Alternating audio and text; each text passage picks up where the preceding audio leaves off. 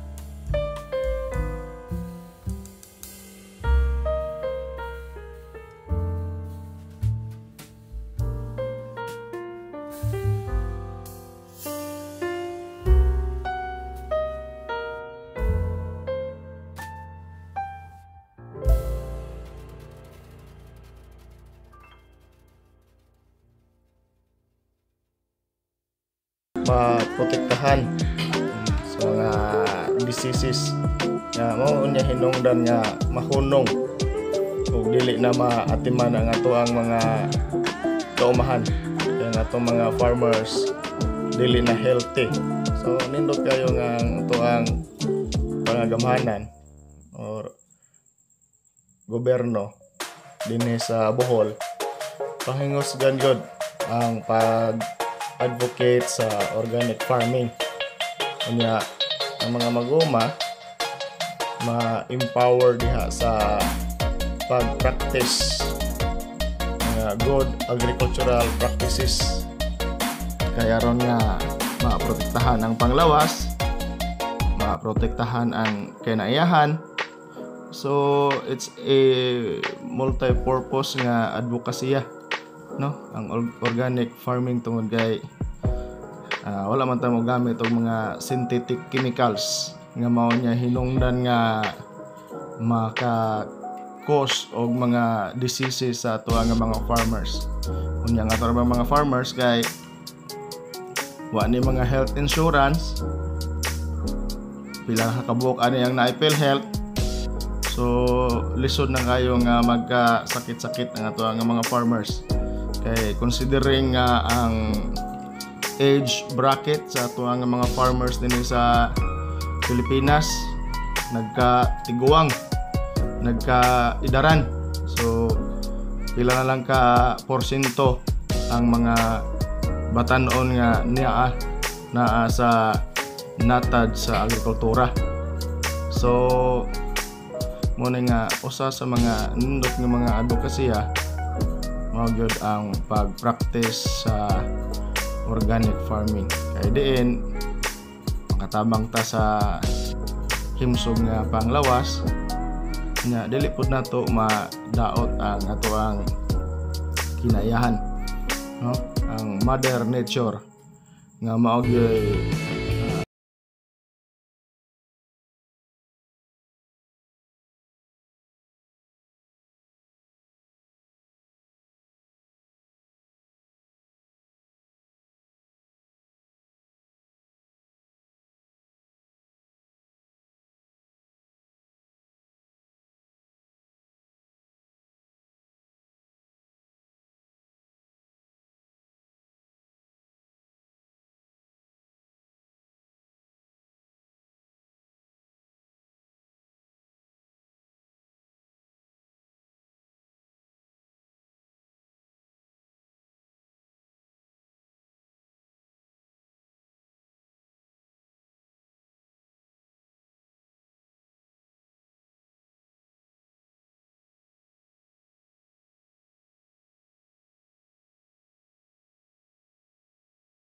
labi na nga natay gitawag karon og global warming or climate change. Nagkausob na nga to ang klima, nagkainit, grabe na tong inita. So hindi ta mo silong murag kuya pa na ta, hindi muliki ba na tong so ikaw ba na to anong mga bata na si Bintong, na Skinkin, si Justin o si Tabing, no? Itong tudluan, gi-expose na to ang mga bata diha sa pag-uma, no? Kaya ron nga maka-appreciate po sila sa kakugi ug sa realidad sa pag-uma, no? Kay og magsigir og cellphone ng mga bata, wara magsigir og Mobile Legend, magsigir ni og pindot-pindot sa cellphone. Hindi na sila ka-appreciate sa kung unsa ang pag-uma, kung unsa ang pag-produce o pagkaon na may kinahanglanon sa kanang ato ang adlaw-adlaw nga pagkaon. Sirag 2 ml na mahibaw-an ko anra double kill. Unsa na slay the enemy.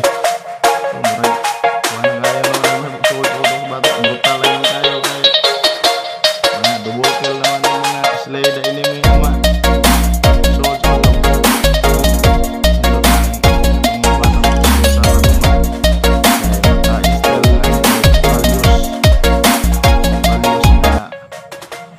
Hard work, sipag at tiyaga para may nilaga. Ano ba? So na skinkin atong sa ligando na nga bodyguard ang pahuway ng mga bata nagkaluya na. Kaligoon na ni sapa. Kaligoon na ni sapa na itong bata.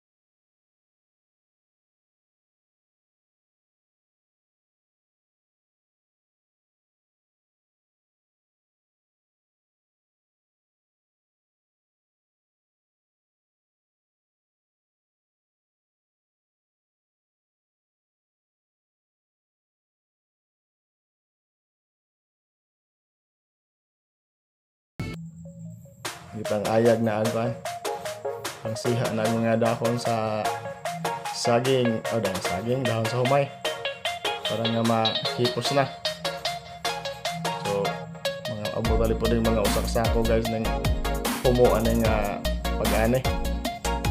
So yun gipakita na mo guys kung unsaon ang manual or traditional nga pag-ani nga muag yung naandan sa una pa kung saan pag-ani ang humay. So gamit ang karet hakot nga tukon sa kalero ni ana sugod og giok. So pangitaglan daw nga pasilongan ato iplahon na kalero. So mao nay yung buhaton sa mga mag-uuma sa ato ang mga rice farmers na nabuhi sa pagpanguma ug humay. So dili gid lalim pero ang importante nga maskog ang panglawas unya bisan sa kalisod naagya pa madungag. So bisan man to di daghan ang abot pero mapasalamaton gihapon nga bisan sa gamay nanya to gihapon malugaw. Malugaw na ni kanay kabuan nga lugaw. So sa mga viewers, salamat kayo sa inyo nga pagsubaybay niya ning hamubo nga vlog